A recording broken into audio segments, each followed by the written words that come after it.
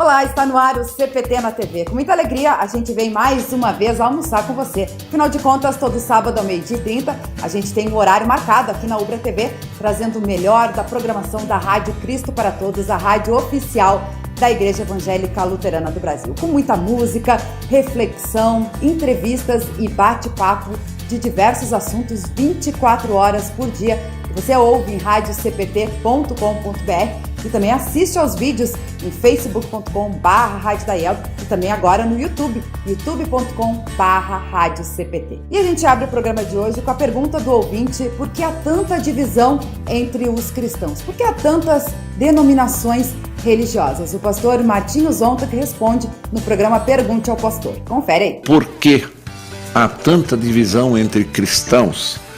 Entre as diversas denominações cristãs, as igrejas cristãs? Por que essa separação? Por que não há uma união de todos caminhando juntos no mesmo propósito, no mesmo trabalho, enfim, no trabalho de evangelização do mundo? Essa é uma pergunta que muitos fazem e preocupa muitas pessoas e também a nós.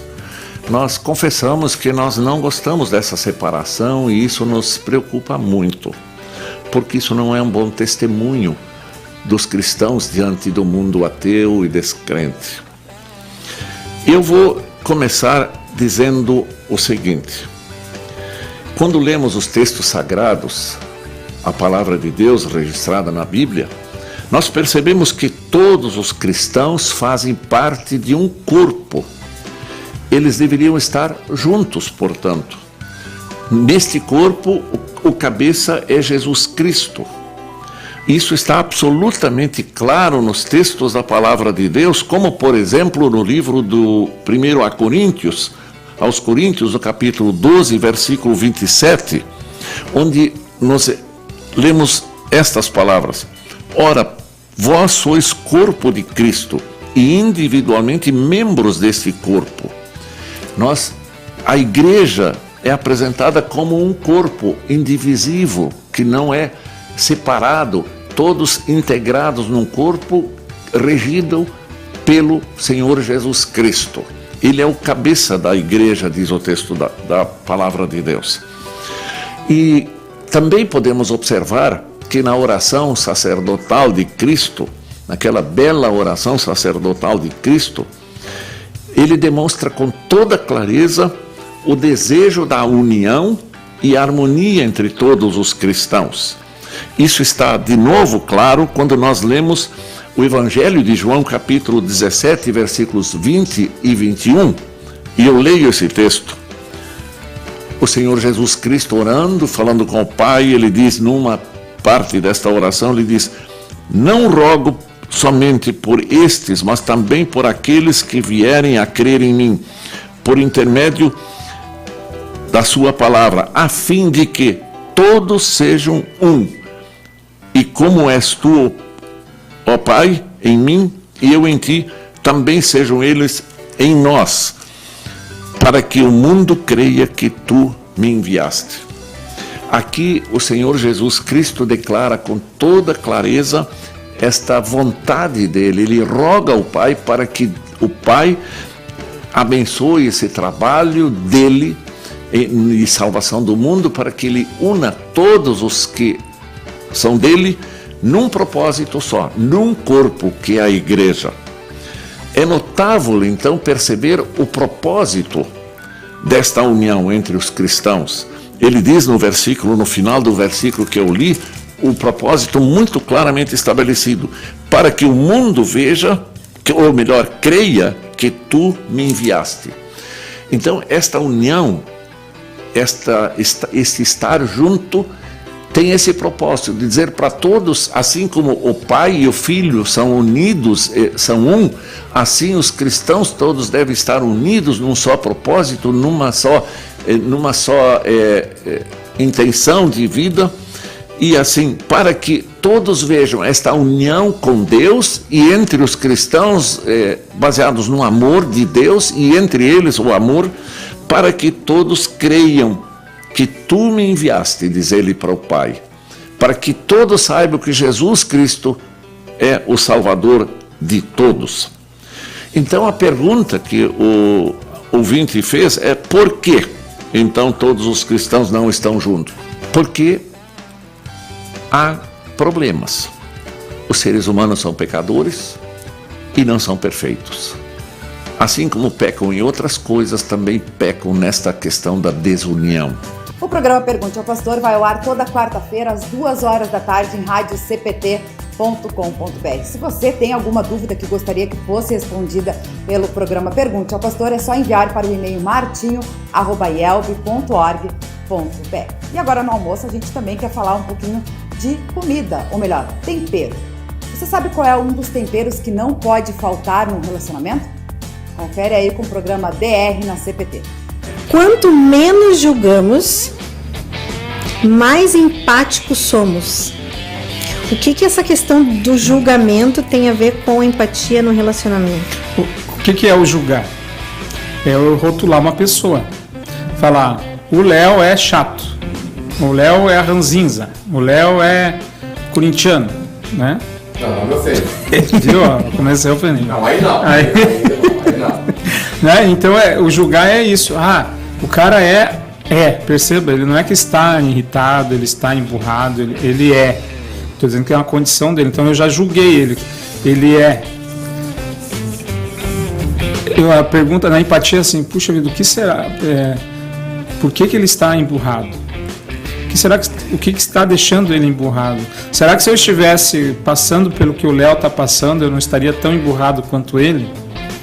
Então, a empatia, se eu julgo, eu já não me coloco no lugar dele, porque se eu falo que ele é emburrado, né, eu não estou nem aí para ele, eu não estou nem aí para entendê-lo. Eu já julguei, e quando eu julgo alguém, eu já descarto que ele tem uma relação com ele. E nisso entra um pouco dessa coisa da compaixão, né? Porque você olha com um olhar de acusação, de julgamento, e a compaixão entra pelo outro lado, né? De você realmente quer ver um exemplo disso, né? Um cara que era fabuloso é Jesus, né? Mulher samaritana, João 4, né? Ele vai lá, né? Lembrando, vai lá, encontra a mulher samaritana carregando lata d'água na cabeça, né? Para ir no poço. Aí ele fala assim: eu quero te dar uma água que se você beber, você nunca mais vai ter sede. Olha como ele foi inteligente, né, no argumento dele. Ele se colocou no lugar dela. Por todo dia carregar uma lata d'água na cabeça, nesse calor que é aqui, vir no poço, puxar água lá das profundezas, levantar, pôr no todo dia passar isso. Eu no lugar dessa mulher, ele está muito cansado, Então ele vem com um argumento que ele se coloca no lugar dela e pensa. E aí depois tem um outro momento mais interessante do relacionamento, que quando ela fala que não é casada, né? Que ele já está no quinto relacionamento, ele não a julga. Em momento nenhum ele a julga, porque a intenção de Cristo ali não era criar um rótulo e definir aquela mulher como uma estrangeira, uma pecadora, uma adúltera. Qual era a intenção de Jesus? É que se fala da misericórdia, era salvá-la, era conduzir ela à salvação e transformar ela num instrumento de evangelização, porque quando através dela, Jesus alcança várias pessoas, porque ela sai dali dizendo: cara, encontrei o Messias. Vocês têm que ouvir esse homem falar. Então, se ele chega ali... Ela sentiu isso dele, né? Aí você pega um outro exemplo da mulher que ia ser apedrejada, é o maior exemplo de alguém. Enquanto os outros estavam a julgando, ninguém se colocou no lugar dela, ninguém se importou com ela. Jesus, em vez de julgá-la, e até ele pergunta: onde é que estão os teus, né, julgadores aí, quem estava te acusando? Ninguém ficou. Eu acho que esse fator de a gente julgar menos, né, e tá mais, aqui até usa a palavra empático, foco, né?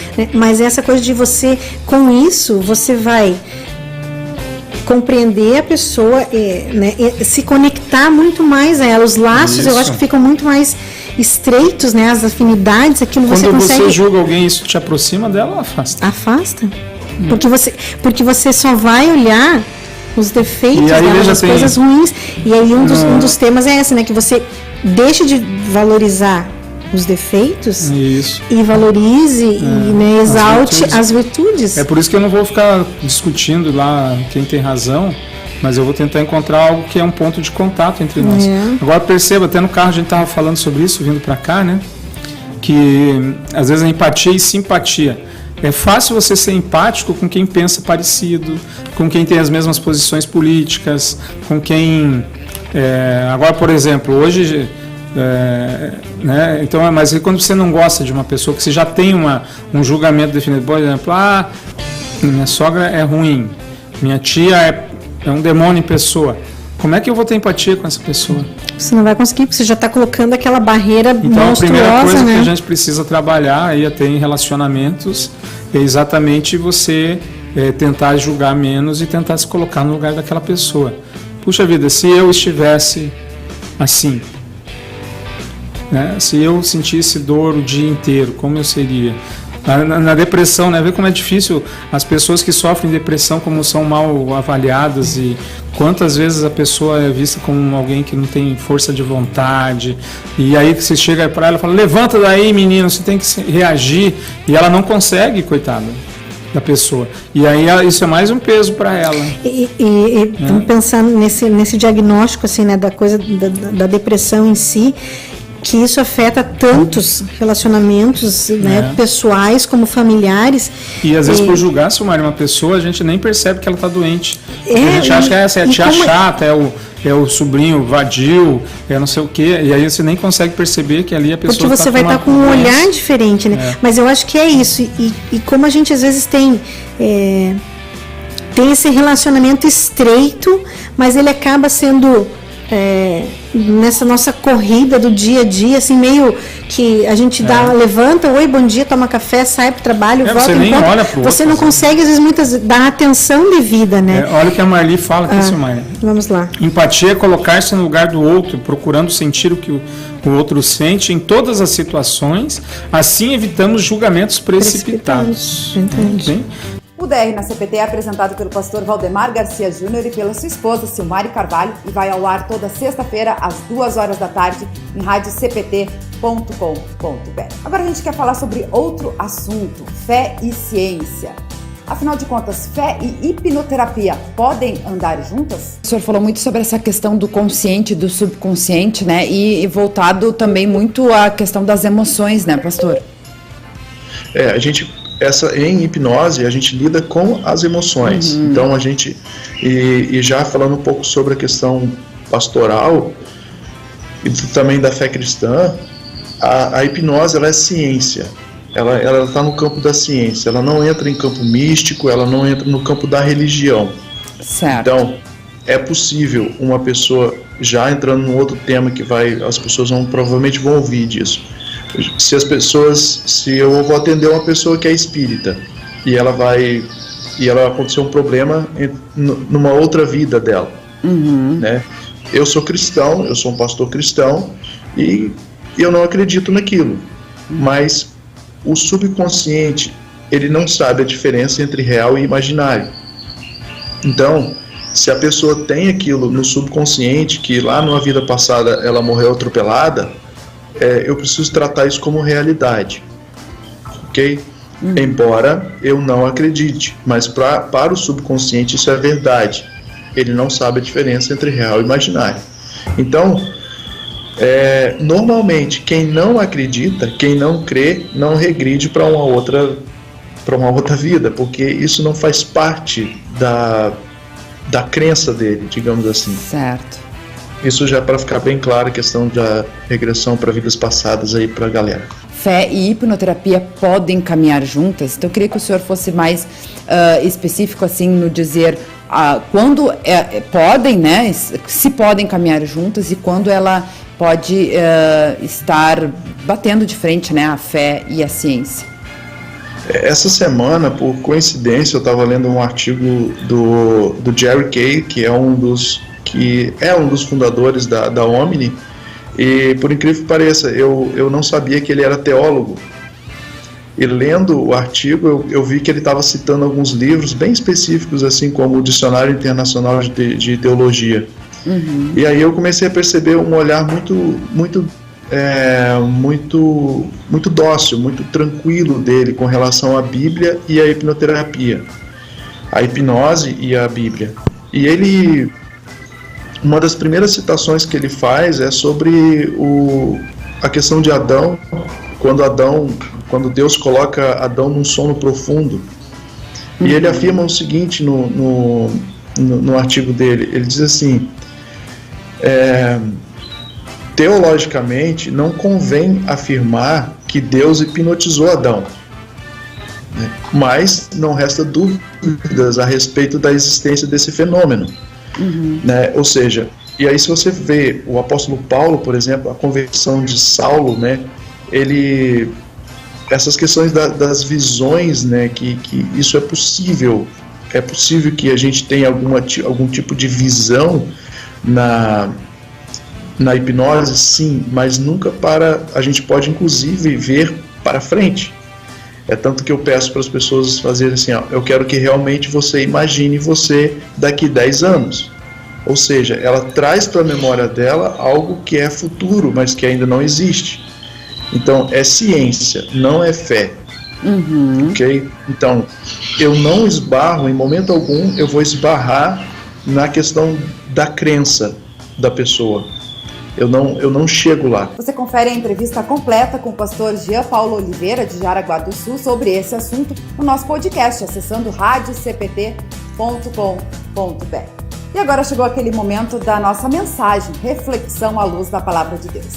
O pastor Geraldo Schiller traz uma reflexão muito bonita sobre por que as mães mexem tanto com os sentimentos dos filhos. E eu destaco o versículo 13, onde Jesus diz: ninguém tem mais amor pelos seus amigos do que aquele que dá a sua vida por eles.